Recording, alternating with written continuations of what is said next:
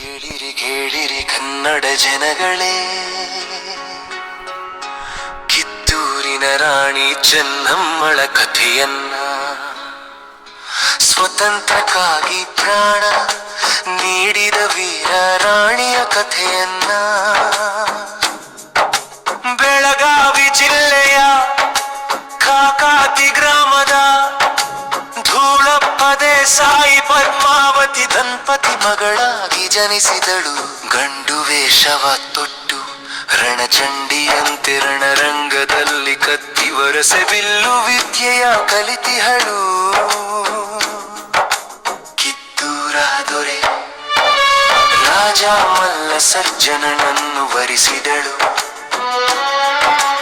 ಮಲ್ಲ ಸರ್ಜನ ಅಕಾಲಿಕ ಮರಣ ಸಂಭವಿಸಲು ಕಿತ್ತೂರಿನ ಚುಕ್ಕಾಣಿಯ ಹಿಡಿದಿಹಳು.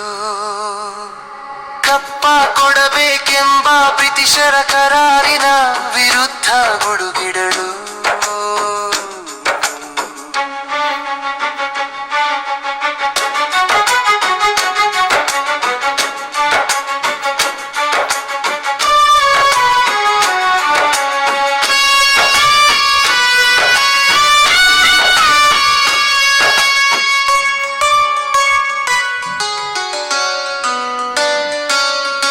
ಶಿವಲಿಂಗ ಸರ್ಜನ ದತ್ತು ಸ್ವೀಕಾರ ಕ್ರಮವಲ್ಲ ಎಂಬ ಬ್ರಿಟಿಷರ ಮಾತಿಗೆ ಗತ್ತಿನಿಂದಲೇ ಗುಡುಗಿಡಳು. ಕಿತ್ತೂರು ಉಳಿಸಲು ಬ್ರಿಟಿಷರ ವಿರುದ್ಧ ರಣ ತಾಳೆಯನ್ನು ಮೊಳಗಿಸಿದಳು. ಕೆಂಪು ಮೂತಿಯ ಕುತಂತ್ರ ಬುದ್ಧಿಗೆ ಕಿತ್ತೂರು ಬ್ರಿಟಿಷರ ವಶವಾಯಿತು. ನಿರಾಯುಧಳಾದ ಚೆನ್ನಮ್ಮಳಿಗೆ ಸೆರೆವಾಸದ ಶಿಕ್ಷೆಯಾಯಿತು.